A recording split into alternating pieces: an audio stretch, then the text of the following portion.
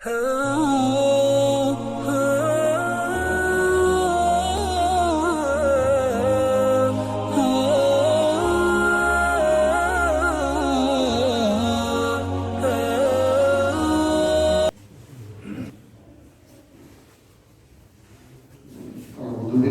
من الشيطان الرجيم. بسم الله الرحمن الرحيم. وإذا قرأت القرآن جعلنا بينك وبين الذين لا يؤمنون بالآخرة حجابا مستورا وجعلنا على قلوبهم أكنة أن يفقهوه وفي آذانهم وقرا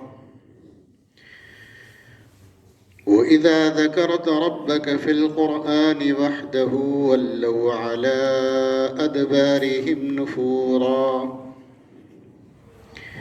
نحن أعلم بما يستمعون به إذ يستمعون إليك وإذ هم نجوى إذ يقول الظالمون إن تتبعون إلا رجلا مسحورا انظر كيف ضربوا لك الأمثال فضلوا فلا يستطيعون سبيلا وقالوا أئذا كنا عظاما ورفاتا أئنا لمبعوثون خلقا جديدا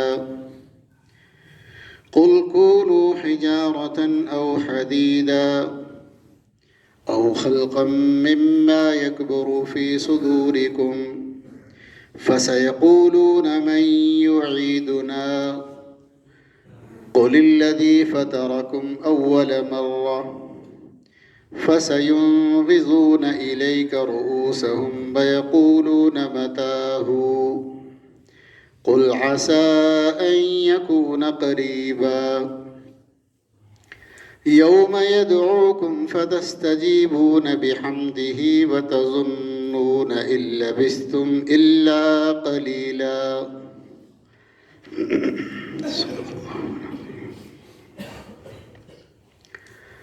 اور جب آپ قرآن پڑھتے ہیں تو ہم آپ کے درمیان اور ان لوگوں کے درمیان جو اللہ پر اور آخرت پر یقین نہیں رکھتے ایک چھپا ہوا پردہ ڈال دیتے ہیں، اور ہم نے ان کے دلوں پر بھی ایک پردہ ڈال دیا ہے اس بات سے کہ وہ قرآن کریم کو سمجھ سکیں، اور ان کے کانوں میں ڈانٹ لگا دی ہے۔ اور جب آپ ذکر کرتے ہیں اپنے رب کا قرآن کریم میں، تنہا رب کا ذکر کرتے ہیں، تو وہ پشت پھرا کر بھاگتے ہیں نفرت کرتے ہوئے۔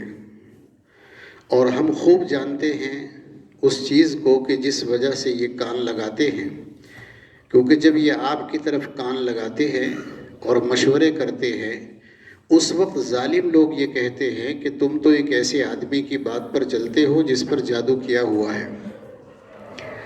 غور تو کیجئے، سوچئے تو صحیح کہ یہ لوگ آپ کے لیے کیسے کیسے القاب بناتے ہیں۔ سو یہ گمراہ ہو گئے، اب ان کو راستہ ملنے والا نہیں ہے۔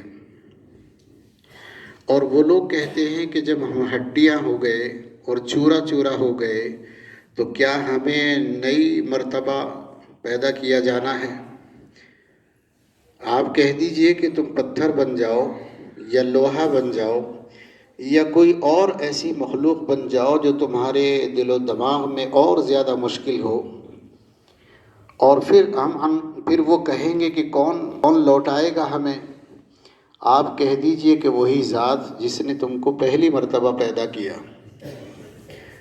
پھر وہ اپنے سر کو آپ کی طرف ہلاتے ہیں، سروں کو آپ کی طرف ہلاتے ہیں اور کہتے ہیں کہ یہ کب ہوگا؟ آپ کہہ دیجئے کہ جلد ہی ہونے والا ہے۔ جس دن تم کو پکارا جائے گا تو تم چلے آؤ گے اس کی تعریف بیان کرتے ہوئے، اور تم گمان کرو گے کہ دنیا میں بہت تھوڑے دن رہے ہو۔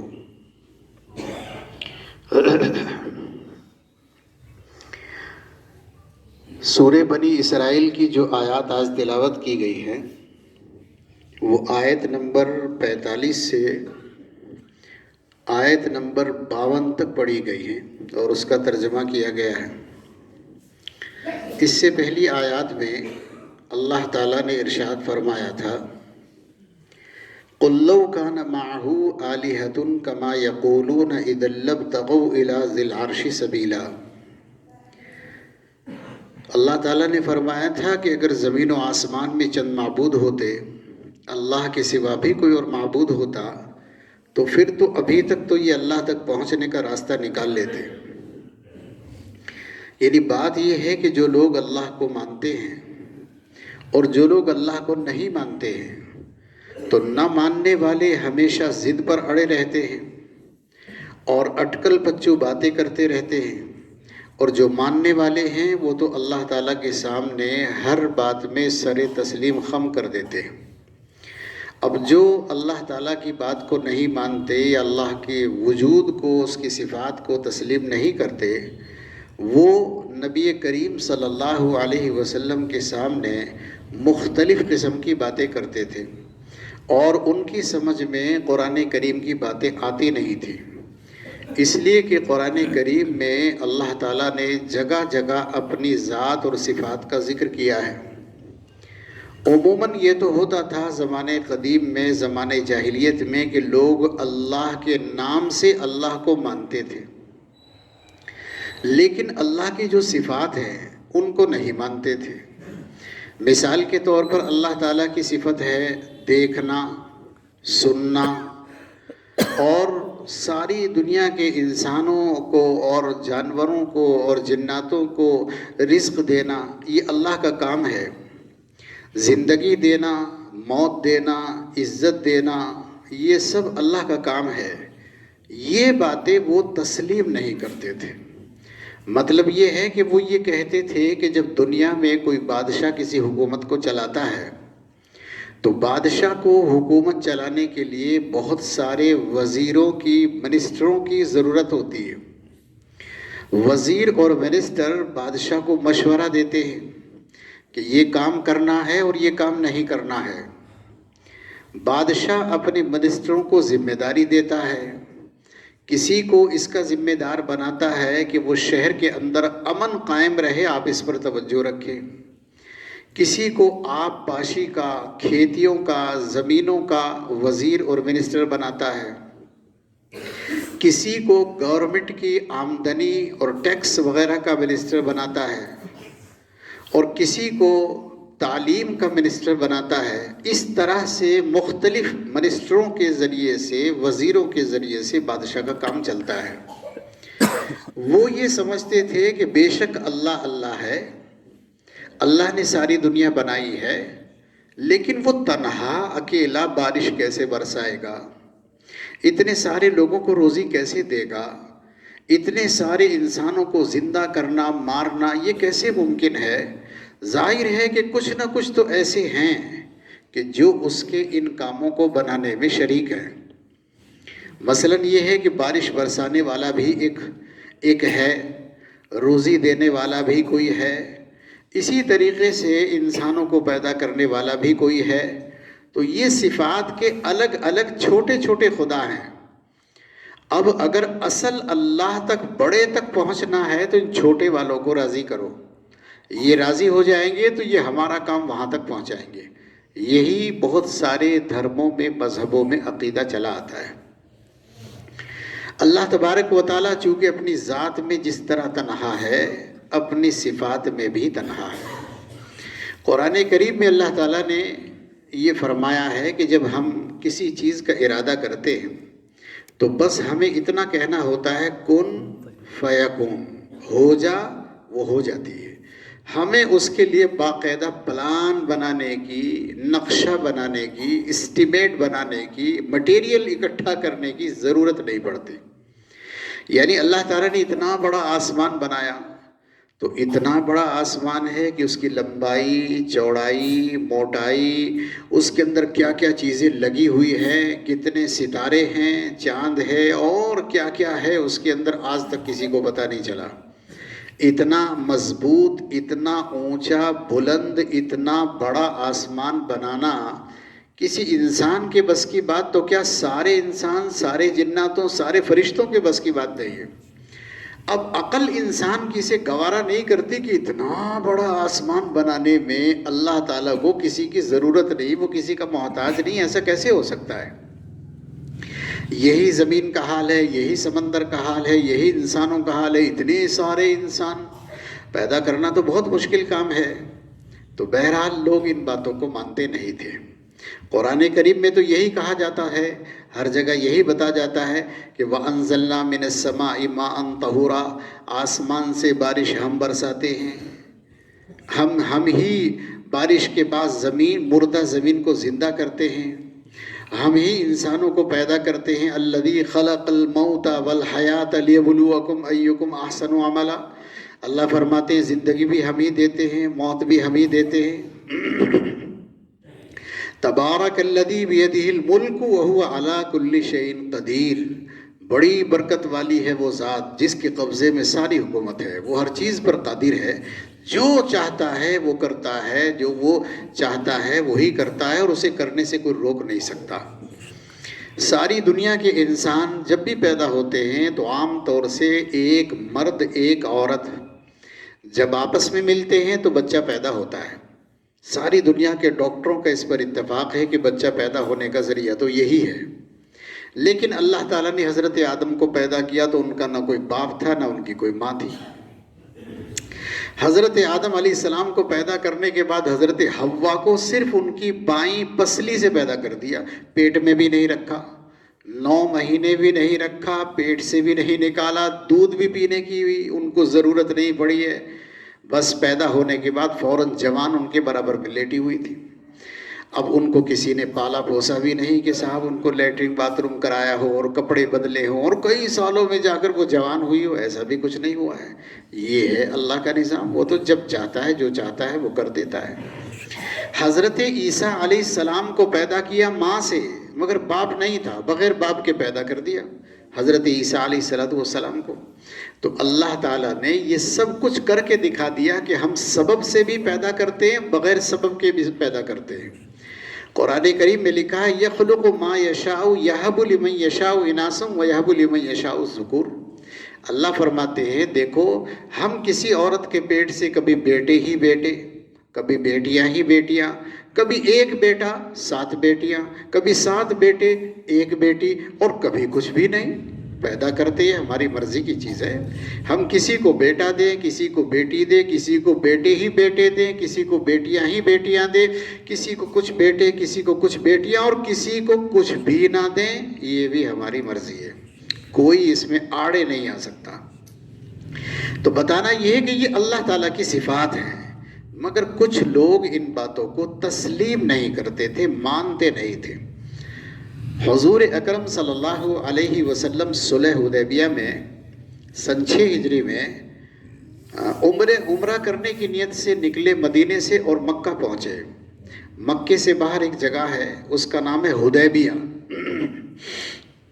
حدیبیہ اس جگہ کا نام ہے، وہاں قیام کیا تو مکے والوں نے برداشت نہیں کیا، بہت کچھ آپ کے ساتھ مار دھاڑ کی باتیں ہوئی، اور تقریباً 20 دن رسول اللہ صلی اللہ علیہ وسلم کا وہاں حدیبیہ میں ٹھہراؤ رہا، قیام رہا، لیکن مکے والوں نے آپ کو جانے نہیں دیا۔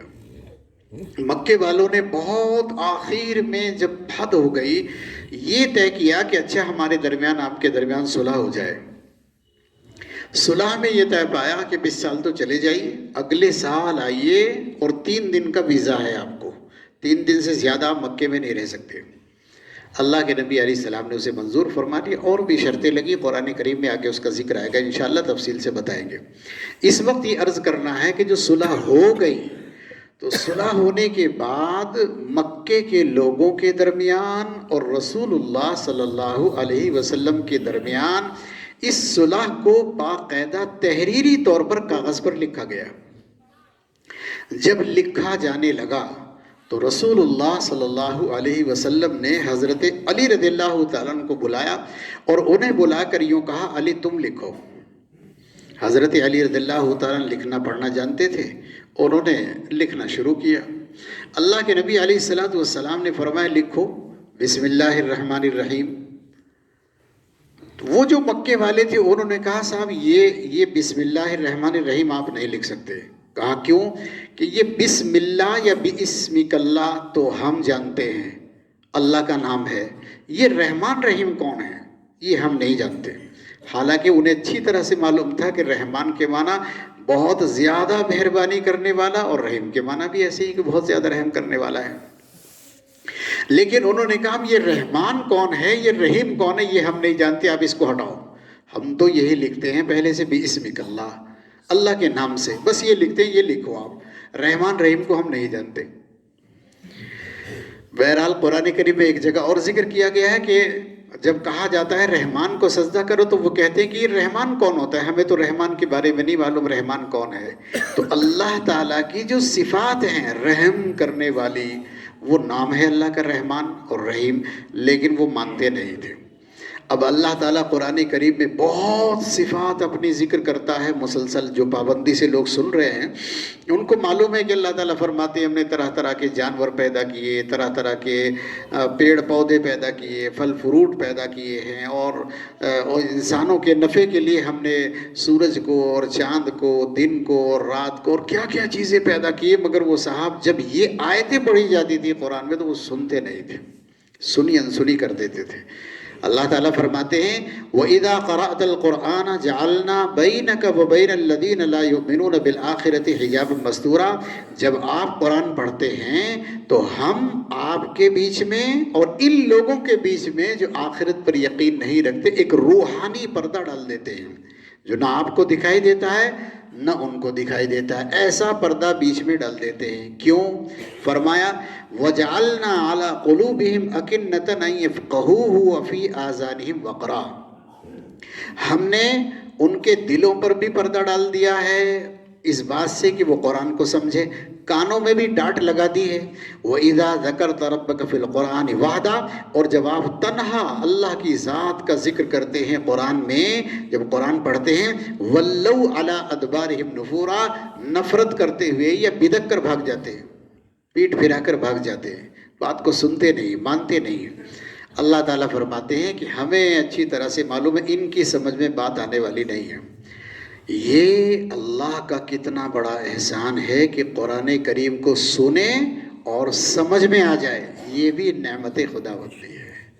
اس کا مطلب یہ ہو گیا کہ اللہ تعالیٰ جسے محروم کرنا چاہتے ہیں اس کے سامنے قرآن پڑھا جائے گا، سمجھایا جائے گا، مگر سمجھ میں نہیں آئے گا.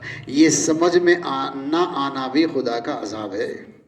اللہ تعالیٰ فرما رہے ہیں ہم نے ان کے دلوں پر پردہ ڈال دیا، کانوں میں ڈانٹ لگا دی. آپ پڑھ رہے ہیں لیکن ان کی سمجھ میں کچھ نہیں آ رہا ہے، وہ تو بھاگ جاتے ہیں پھر بدک کر. یہ بھی اللہ کی نعمت ہے کہ قرآن کوئی پڑھے اور اس کی سمجھ میں آ جائے کہ واقعتاً اللہ تعالیٰ نے ان آیتوں میں کیا کہا ہے.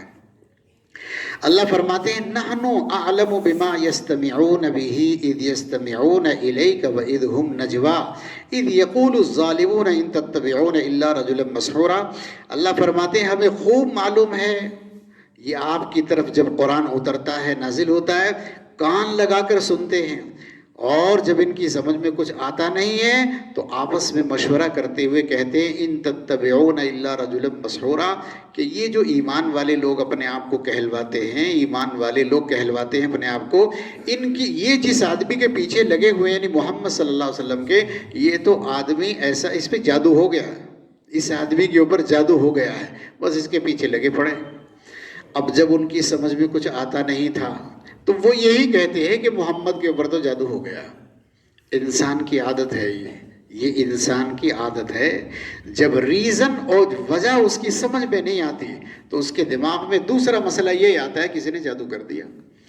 جیسے عام مسلمانوں کا حال ہے آج کل، کاروبار نہ چلے تو کاروبار کیوں نہیں چل رہا ہے، اس کی وجہ اس کی سمجھ میں نہیں آ رہی تو اس کا ایک ہی جواب ہوتا ہے بس صاحب کسی نے کاروبار باندھ دیا ہے، کیونکہ وجہ تو اس کے پلے پڑ نہیں رہی کہ وجہ کیا ہو رہی ہے. اگر کسی کے گھر میں بچوں کے رشتے نہیں ہو رہے ہیں تو اس کی سمجھ میں یہ نہیں آ رہا ہے کہ رشتے کیوں نہیں ہو رہے ہیں، بس اسے تو یہی کہنا ہے بس صاحب کسی نے ایسا باندھ دیا ہے پروگرام کے بس رشتے نہیں ہو رہے ہیں. کہیں جھگڑے ہونے لگے، کہیں لڑائی ہونے لگے، کوئی حسد کرنے لگے، کہیں ترقیات رک جائیں، کہیں عہدے چھین لیے جائیں، بس آدمی کو وجہ ریزن سمجھ میں نہیں آتا تو بس وہ یہی کہتا ہے کہ صاحب کسی نے جادو کروا دیا ہے. یہاں تک کہ بچے ماں باپ کا کہنا نہیں مان رہے ہیں تو کہہ رہے ہیں ہمارے بچے پہ تو کسی نے کچھ کر دیا. یہاں تک کہ لڑکیاں گھروں سے بھاگ رہی ہیں غیر محرم لوگوں کے ساتھ میں، ناجائز طور پر گھر سے نکل کر بھاگ گئی تو لوگ یہ کہتے ہیں بس جس پہ کسی نے جادو کر دیا اس لیے بھاگ گئی. عجیب بات ہے، جب وجہ سمجھ میں نہیں آتی تو ان کا یہی جواب ہوتا ہے.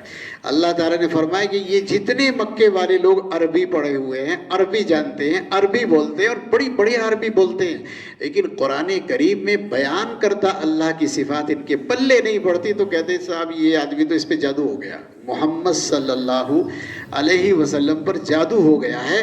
بس یہ ان کا جواب آتا ہے.